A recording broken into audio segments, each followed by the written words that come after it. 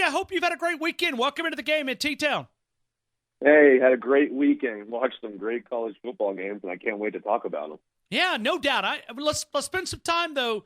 How about those mind-blowing stats there when you think about Tua Tagovailoa? You know, you hype a person up and you say they have the ability to do something, but whenever they go out on the football field and they show you how great they are and they show you how much confidence they have and at such a young age, you're starting to forget that this kid is only a sophomore and that he's only started 6 football games in his entire collegiate career. Now, last year he played a couple cleanup games and he came in and won the national championship, but he's only started 6 football games in his entire collegiate career, and he's done this so far. And, you know, I said it back in early part of this season, I think he's the next Drew Brees, and he's just living up to the hype. I mean, you throw for 334 yards, 4 touchdowns, and your QBR for the week is 99.6. It's pretty much perfect. Let me ask you, though, when you go back, and we've talked about this before, run blocking. Where does his team set right now, run blocking? You know, it was positive seeing Damian Harris have 111 yards and 2 touchdowns. They had 246 total yards, which was good. You know, you're going up against an inferior opponent against Arkansas. They aren't going to be your toughest battle, anywhere close to your toughest battle this season. But whenever you go out and you handle your business and you do everything you're supposed to do on the football field offensively, now you didn't do everything you're supposed to do on the field defensively, but offensively, you score 65 points, you have 246 yards rushing, you have 393 passing. You can't say a lot of bad things about this offense right now. They're doing everything they're supposed to be doing. They're clicking, and they're the reason why this Alabama football team is winning these games by big margins. And that's the first time I think in the Saban era you could ever say that. Vinny, I'm just going to ask you point blank. 6 games in, how concerned are you with this defensive side of the football, or are you concerned? I'm not trying to force you in one direction or the other. Are you concerned, and if so, how much? You know, I'm a little concerned. You know, at the beginning of the season, I thought they were clicking. I thought they were able to stop the passing game. I thought the running game wasn't going to be a worry. But you see Arkansas, who lost to North Texas. That's not the University of Texas. That's not SMU. That's North Texas. And you see this quarterback throw for 230 yards, 2 touchdowns, and you see this running back come in and rush for 102 yards, averaging almost 7 yards a carry. That's not good, and that's concerning because, you know, you look at gap schemes, you look at fundamental, you look at linebacker play, you look at the defensive back play. That's not good, and it could attribute to the fact that these guys didn't do what they needed to do during practice. They kind of were sluggish going into the game. They thought it was Arkansas, but, you know, that's never a positive whenever you go up against a team that only has 1 win for the season, and they have a couple embarrassing losses, and they come out and they're able to move the ball on you pretty consistently. So I'm a little concerned. They need to come out next week, show that they can stop the pass with this Missouri team that's coming in with a good quarterback that can complete the ball, who could have gone into South Carolina to win a football game. So I'm a little interested to see how they go up against this Missouri offense. Do you see these as correctable mistakes? Because it's not talent, right? I mean, you look across the board. I mean, this team is very talented on that side of the football. I mean, what do you see? What is the problem? And are these problems fixable? You know, I see a lot of people out of their gaps. I see a lot of not the fact that they're not talented enough, like you said. It's more of mental errors, mistakes, not doing what you're supposed to do. And sometimes it's not a mental error. Sometimes you know that you're in cover 7, you're playing cone, you're supposed to double the corner, double the wide receiver with the corner, and you take your eyes off him for a second, and it's a completed pass for a 10-yard completion. And, you know, it's not the biggest play in the world, but it moves the chains and it gives the opposing offense and quarterback confidence. And when if your eyes aren't where they're supposed to be, if you're not doing what you're supposed to do, and you have mental errors or mental lapses during a football play, this is the kind of defense that will show very quickly that you're not doing what you're supposed to do. It's a very fundamentally sound offense. If you do what you're supposed to do, you won't give up a lot of yards, you won't give up touchdowns. But if you aren't where you're supposed to be, then there's the possibility to give up a lot of yardage, and it showed that on Saturday. What will be the keys when you talk about losing Trevon Diggs for the next guy up, whether they go Patrick Surtain, Savion Smith will be at the corners. Certainly there's some other guys that are capable of that. Next man up kind of syndrome.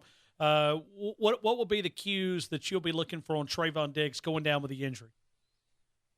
You know, the star position is one of the most demanding positions on the football field. You are a mixture between a linebacker, a safety, and a corner. And you have to be able to play man-to-man. You have to be able to play zone. You have to be able to fit the running scheme. You have to be able to be almost an outside linebacker, depending on where a wide receiver or a slot receiver lines up. It's a very demanding position, and you have to be very knowledgeable of what everybody's doing around you, because if you don't know what everybody's doing, then you can be out-leveraged, you can be caught off guard, and you can give up a lot of big plays at that position. And if you look historically, a lot of the smarter cerebral guys have played that position and have done it very well because they know exactly what they're supposed to do. If you look at Minkah Fitzpatrick, he had a lot of success at that position early on. And if you do what you're supposed to do, you can create opportunities for yourself. But if you don't know what you're supposed to do, it's a position that can show weakness very quickly, and it can be a very explosive play position also. I want to see if you can, and maybe this is everything that you said in the first 6 minutes of our interview, but Nick Saban kept talking about we as coaches have got to do a better job of getting them in the position where they feel confident in playing. Nick Saban contributed some of that post-game, said we as coaches have got to do a better job on that side of the football, and he took responsibility himself and said we've got to do a better job of getting more confidence in that side of the football. Kind of help us take that comment and maybe help us understand what Nick Saban's talking about. You know, what Coach Saban, I think, is talking about at that position is that he was probably disappointed in himself at how he game planned and how he prepared for this game. You know, they went out and won the football game, but whenever you give up those kind of points against a team like Arkansas, who's not going to be tier 1 of the SEC or even a tier 2 team in the SEC, he's going to look back and see what they did and how they were able to scheme us up and get these yards. And comfortability comes with reps at practice and going out on the football field and seeing what you did in practice show up on the football field. There's a lot of times during games back in when I played, like the hit I had against Michigan, we repped that exact play on 4th down and 1, 3rd down and 1, probably 10 times leading up to that Michigan game. So we saw that play. We knew exactly what Denard Robinson was going to do in that kind of situation, and we were prepared. And as a football coach, you want your team to feel confident and prepared when they see something or a certain situation in a football game. And he's probably taking it on himself and Tosh Lupoy to say, we have to prepare these guys a lot better so when they see things during the football game, it's not the first time. They've seen it on Tuesday, Wednesday, and Thursday, and we walked through it on Friday, and you're able to have success because you know exactly how to approach the situation and approach that play. We're talking to Vinnie Sunseri right now, former defensive back at the University of Alabama.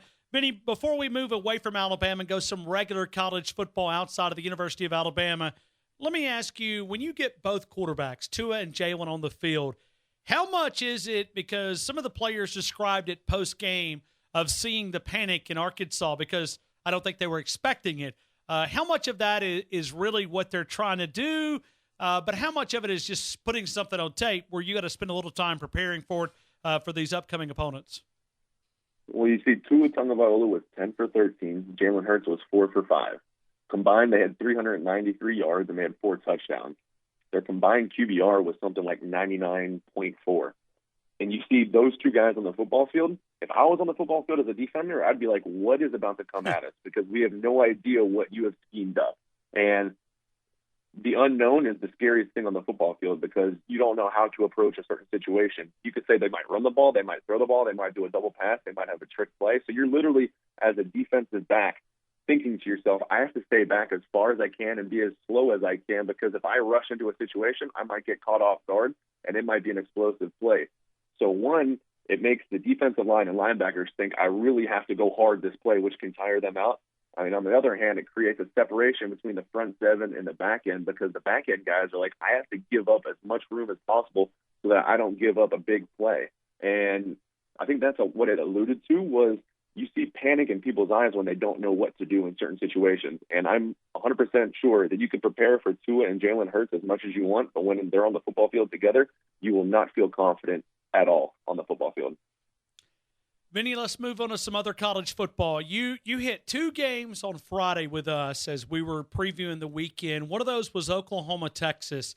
Talk about that game because I know you were watching it during. You were focused on it. You probably had multiple TVs set up, but I know Texas. I got the setup in the apartment. Don't worry, I got the setup. Okay. Well, see, I don't have that. So I'm looking up, and I looked at my text messages, and you said You gotta watch this Oklahoma Texas game, and man, they were laying it on them.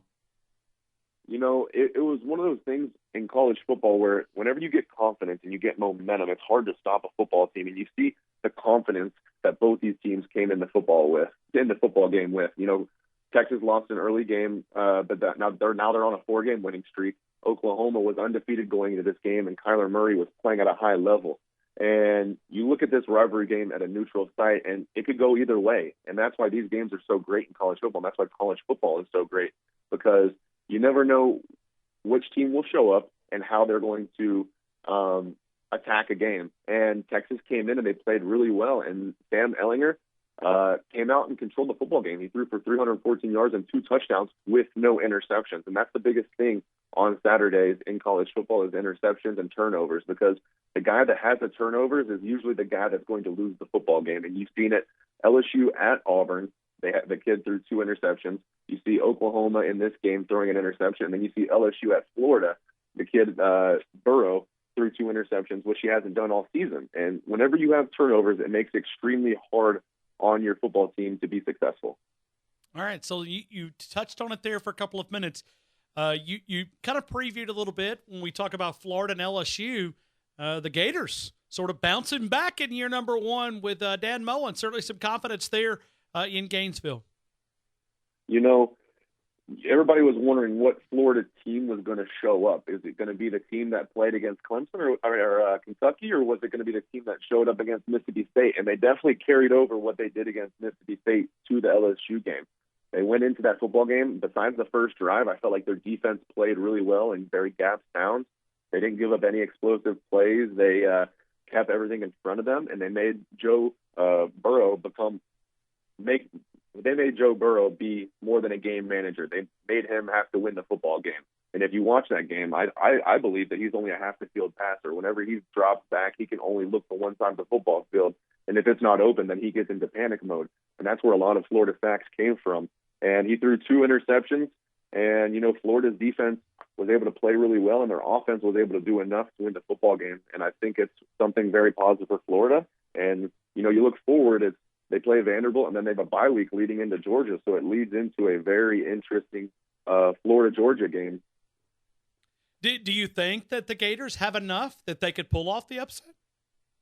You never want to discount, like I said about this Oklahoma-Texas game. Nobody really thought that Texas had enough to come in and beat Oklahoma, but a neutral site in Jacksonville, rivalry game. If you make Fromm be a complete quarterback and have to win the football game, he had to do that last year against Alabama, and he wasn't able to do it. So if you're able to stop the running game, force Fromm to make a couple mistakes, it can go either way.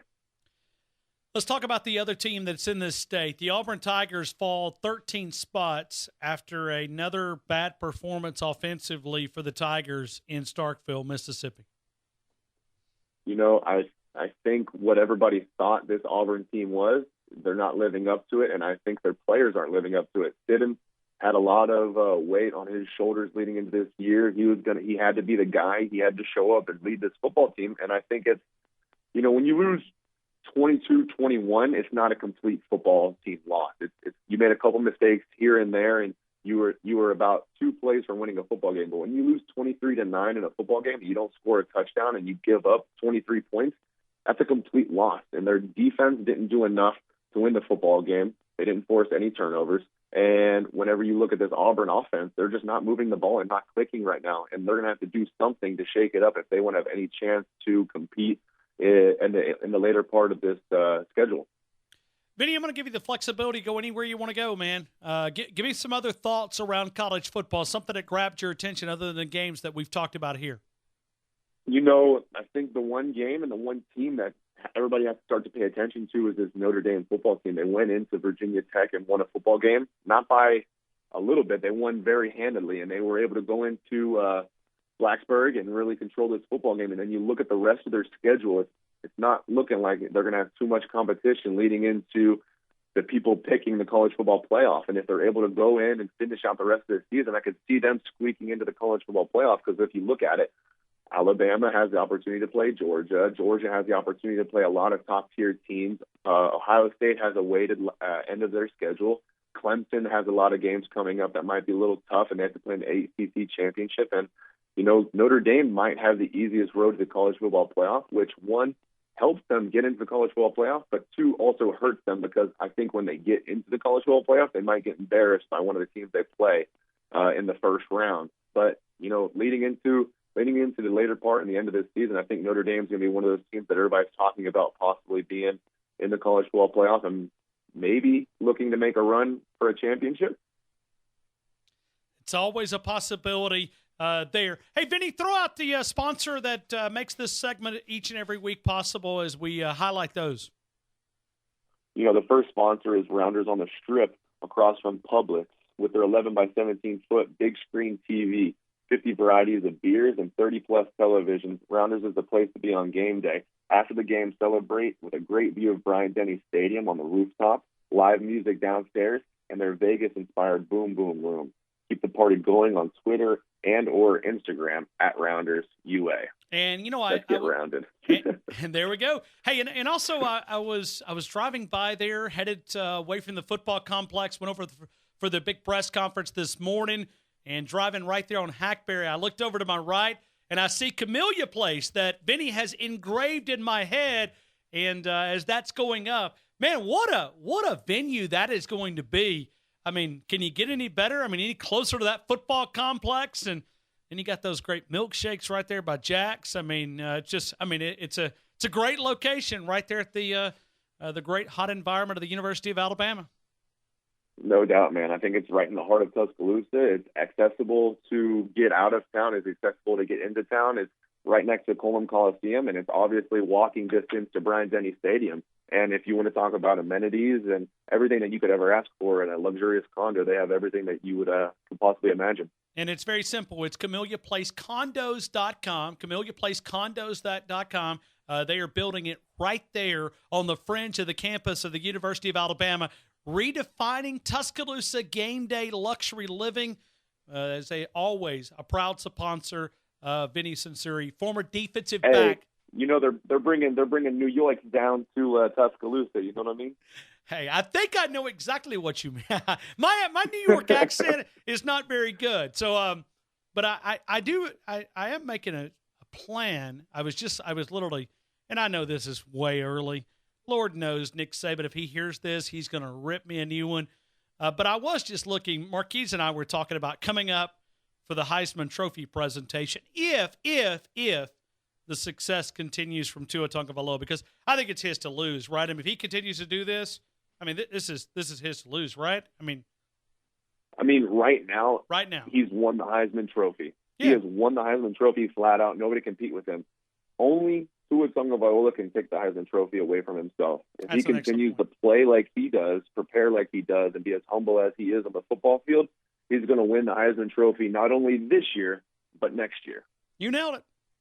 No, I 100%. I mean, this is – I mean, it's we started out the segment talking about those unbelievable stats. It's just you're looking for new adjectives to describe Tua Tagovailoa. Vinny, I'll talk to you on Friday. Always excited to feature you here on The Game.